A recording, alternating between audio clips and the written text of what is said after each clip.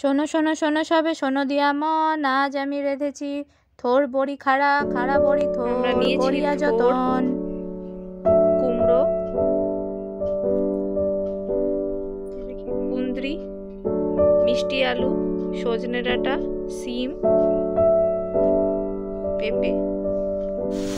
কড়াইয়ে 4 table spoon মতন সর্ষের তেল দিয়ে নিয়ে সমস্ত সবজিগুলো দিয়ে নিয়ে তার মধ্যে পরিমাণ মতো নুন দিয়ে নিয়ে কাঁচা লঙ্কা চিড়ে দিয়ে নিয়েছি। হাফ টিস্পুন মতন হলুদ গুঁড়ো দিয়ে নিলাম, হাফ টিস্পুন মতন লঙ্কা গুঁড়ো দিয়ে নিচ্ছি। জিরে গুঁড়ো আর ধনে গুঁড়ো, সবজির থেকে যে জল বেরাবে তাতেই এগুলো খুব ভালোভাবে সেদ্ধ হয়ে যাবে, আলাদা করে সমস্ত কিছুকে 5 মিনিটের মতন ঢেকে রাখছি। 3 ইঞ্চ মতন আদা আর হাফ ফাড়া মতো নারকেল, এগুলোকে মিক্সিতে ভালো করে বেটে নেব।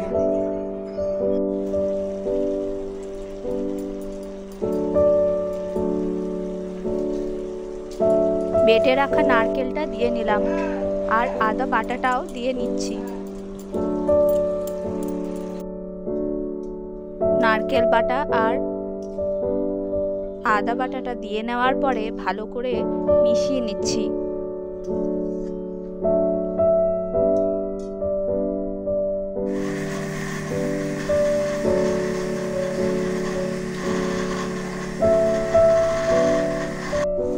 রান্নাটা একেবারে রেডি হয়ে গিয়েছে, সব শেষে ভেজে রাখা বড়ি দিয়ে নিলাম। সবকিছুকে নাড়িয়ে চাড়িয়ে মিশিয়ে নিচ্ছি। ফাইনালি সবকিছুকে একবার করে মিশিয়ে নিলেই রেডি হয়ে যাবে।